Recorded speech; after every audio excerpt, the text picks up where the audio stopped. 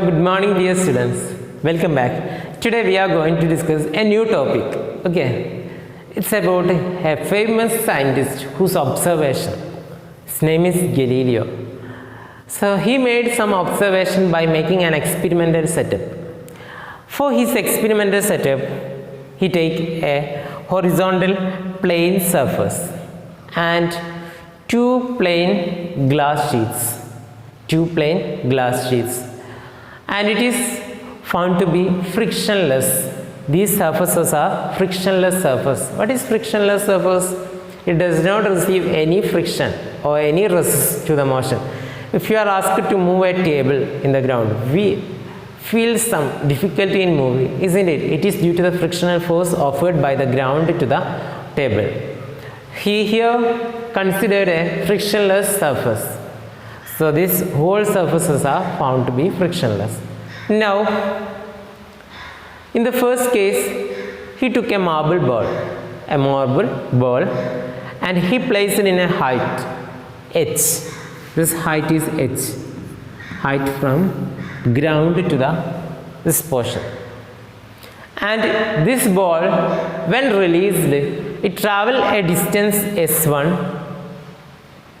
It travels a distance s1 and then climbs up into the next plane. So the two planes were holded like this, or I can show you using the textbook. So see here, the planes was in a position like this.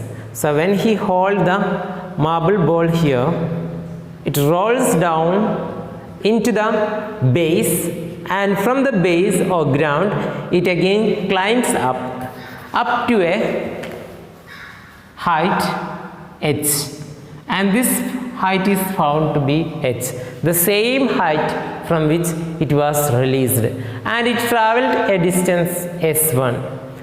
At that time, the angle the plane made with the ground, it was found to be theta. It's theta, symbol of theta. Are you hearing this for the first time? So generally this symbol is used to represent the angles. We represent the angles, unknown angles, either x, and after you are getting a certain age, you will be representing the unknown angles by using theta. Okay, so here the angle is made theta, and in the first case theta is equal to theta 1. That is the angle of first plane is found to be theta 1, and in that case we found s is equal to, or s1 is equal to s1. That is the distance traveled by the ball to here, and the distance traveled by the ball from here to the next height, that was found to be similar, s equal to s1. In the next case, what he do is he changed the angle of the second plane. First plane was made constant, and he made the angle of the second plane. So this plane from this height is reduced into this height. So now angle is reduced and angle becomes theta 2. So here in the second case,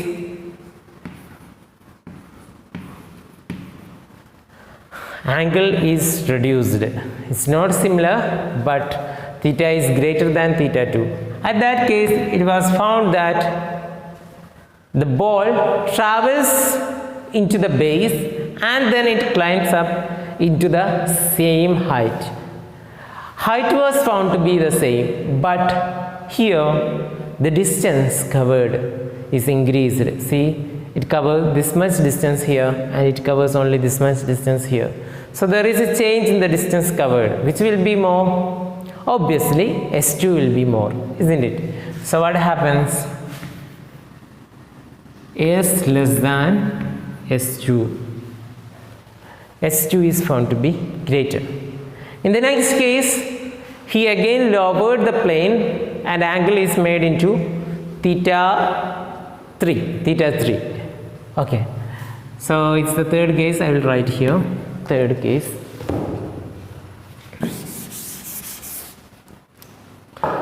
In third case, angle theta is than theta 2 less than theta 3.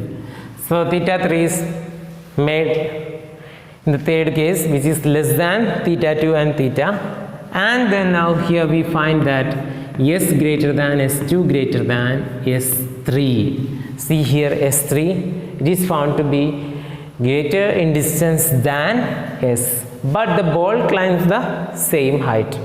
Obviously in the next case what happens, theta greater than theta 3 greater than theta 4. So theta 4 is the least angled plane, and in that case we found that s4 is the most traveled plane. So here it travels a distance s into the ground, and then it climbs up this plane and reaches here to cover the same height h, but here distance covered increases, it changed into s4. And in the last case what happens, he made angle into 0. Angle is made into 0, that is he removed all these planes, and only this horizontal plane was there. And when he releases the ball, obviously the ball will reach here, and after reaching here it will increase its speed and it will go throughout this plane. If the plane is unresistant, that is if the plane is non-frictional plane, what happens, or if it is a frictionless plane, this ball will not stop and it will go forever if it is a frictionless plane. But we can't create a ideal frictionless plane, because it will have some amount of friction. Every surface we create will have some amount of friction, and as a result it will stop. If you are able to create a frictionless surface, then what happens, this marble ball will not stop for its lifetime. For our lifetime it will not stop, it will go on without stopping. Now coming into the conclusion that Galileo made, let us consider the first case, theta equal to theta 1. When the angles was made similar, the height achieved was same and the distance traveled was same. From here the ball experiences a force and its motion is in the direction of force. Which force is acting downwards? Always gravitational force. So the ball experiences a gravitational force and it experiences a frictional force in the opposite direction, very small friction. But here, as Galileo considered a frictionless surface, we do not want to talk about this friction.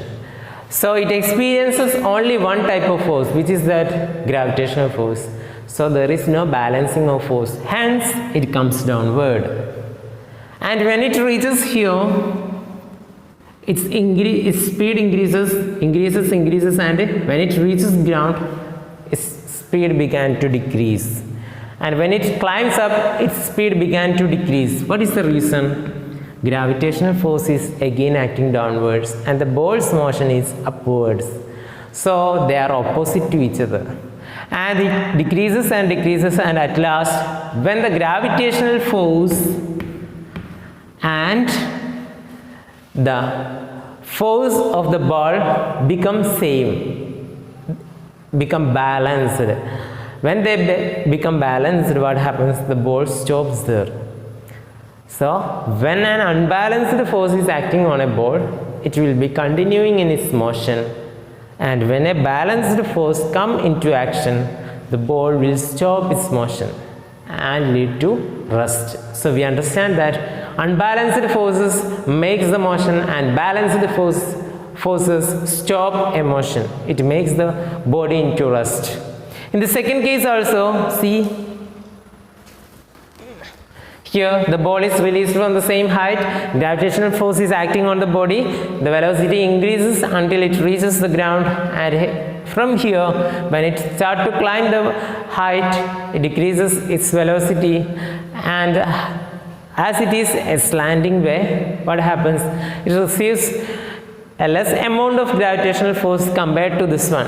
It is directly downwards. So that is why it experiences a less force, and hence it's not,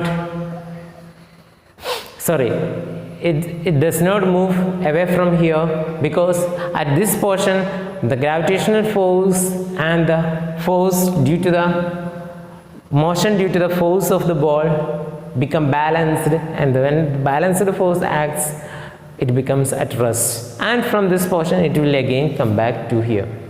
Third case also, it is so, when it is starting to climb up the height, its speed is decreasing due to the unbalanced gravitational force, and when it becomes balanced, the ball will stop there and it is continuing. And in the last case, if there is no friction, what happens? No other forces are acting on the body.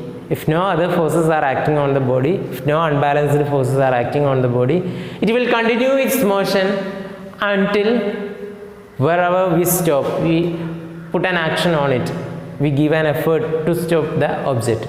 Until that, it will continue its motion. That is the last case. And in all the cases, we found that height is found to be similar. The height attained by the ball is similar in all these four cases. So that is all about Galileo's observation. If you are not able to see this picture, I will give you a close-up of this picture in your group itself as a image. Okay. Thank you for watching. Have a nice day. If you have any doubt, you can ask in the same portion. This portion is just very easy, but in the coming portions, if you have any doubts, you can ask. From this portion also, you can ask. Okay. Thank you for listening.